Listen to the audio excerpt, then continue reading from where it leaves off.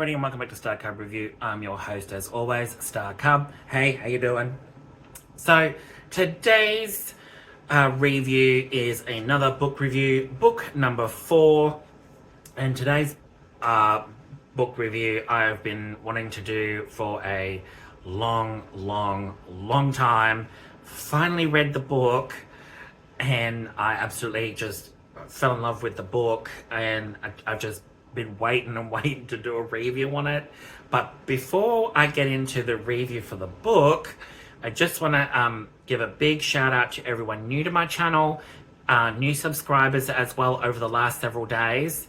Thanks so much, guys. I really do appreciate it. It really does make me happy, and it keeps my anxiety really low, because doing these videos, you know, I do get anxiety sometimes, I really do. But doing these videos over the last several years, and mainly now doing them over the last several months, has just really bolstered my confidence, and it's all because of you guys and the people that interact with my videos as well. I know I'm not a huge channel like a lot of other YouTubers out there. I film everything off my phone. I'm not that technical savvy, although I will upgrade to a better system down the future, in the future. But other than that, I'm quite happy just doing these videos and letting you all see my reviews and stuff and seeing it from a different perspective. And to all those that are still returning and still watching my videos, thanks so much, guys. I really do appreciate it. Without further ado, let's get into it.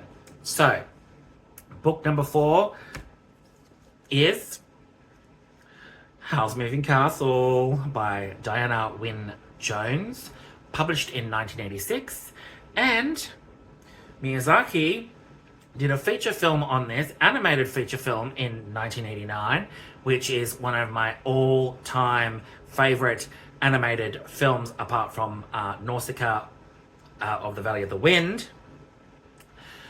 Howl's Moving Castle, for me, I love the animated film. And the animated film is very different to the book.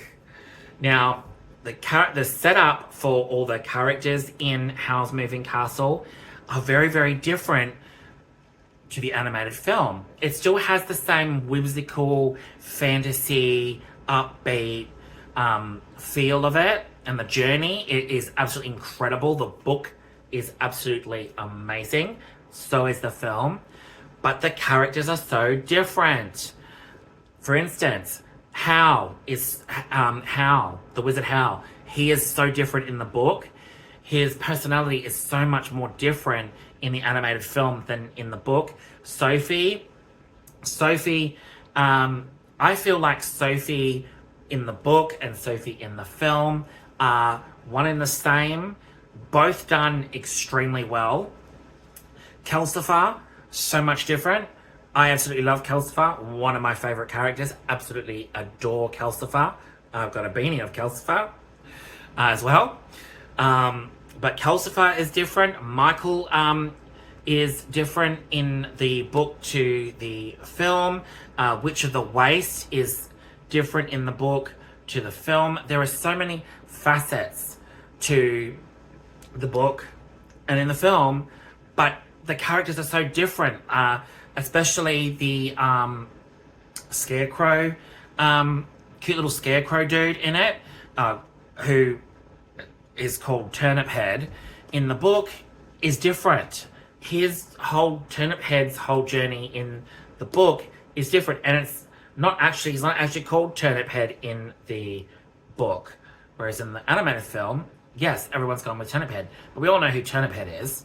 But Turnip Head is way different in the book than in the actual film, and everything is set up differently. The Witch of the Waste as well is a lot more seductive, cruel, mysterious.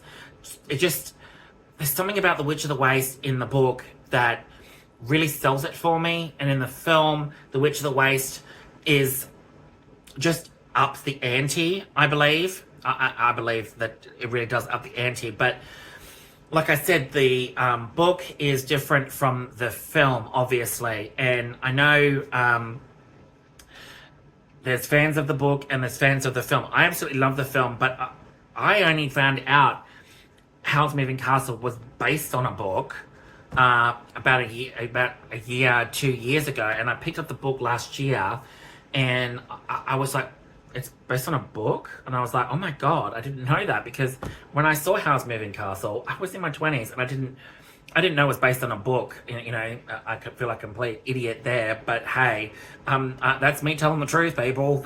It is what it is. I only just found out, but the book, the journey that Sophie goes on when she turns into an old woman by the Witch of the Waste, and she has to, you know, the challenges that face her, and knowing what's right, what's wrong, how everything's going to play out, what she's going to do. She meets all these fantastical, whimsical characters along the way. The story is absolutely impeccable. It's a masterpiece. It's so well written. It's heartfelt. It's funny. The journey is very, very, it warms your heart. It really, really does. And as you get to know Sophie and you get to know Howl, you get to know all the other characters as well and fall in love with them. And the story is just breathtaking. It's a breath of fresh air. And, you know, there were points in the book where I was like, oh, that pulls at the heartstrings. Oh, that pulls at the heartstrings. And in the film as well, yes, I ugly cry all the time when it comes to the film. Just one of Hayao Miyazaki's films that I always ugly cry in, Nausicaa, or The Valley of the Wind, is another one I ugly cry all the time, and I absolutely adore that film. One of my all-time favorites, Nausicaa. I mean, I've done a review on Nausicaa. Nausicaa, to me, is just absolutely incredible. One of my anchor points that I will always revisit, because that film is incredible. It is an absolute masterpiece in storytelling. How it is, it's cruel, it's brutal, it's forgiving, but it's also unforgiving, but it's also a journey that Nausicaa takes that really sticks with you years after you've watched, years and years later. I know every facet of that film. I can see that film even when I revisit it months later. I'm always like, yep, I know these scenes in and out. Nausicaa is one of those films where it takes my breath away every single time I watch it. But Howl's Moving Castle is another one of those ones that takes my breath away. And the book, I recommend the book. The book is fantastic. Diana Wynne Jones, everybody. And this is actually one book in a trilogy. It's Castle in the Air, and then The Moving Staircase, I believe, I think. And they're the other two books in this sort of trilogy, in this sort of world, which I've got on my bookshelf, and I will review them once I've read them. But what do I give Howl's Moving Castle? Do I even need to ask? Do I even need to say? 10 out of 10. Which would be equal to 5 out of 5. But I'm giving this one 10 out of 10. Howl's Moving Castle, everybody. I can't say any more. And without further ado, thanks so much for watching this review. I hope you liked it. Don't forget to click like, subscribe, and the notification bell to keep up to date with all my content. And I'll see you all very shortly with another video. Alright guys, ciao.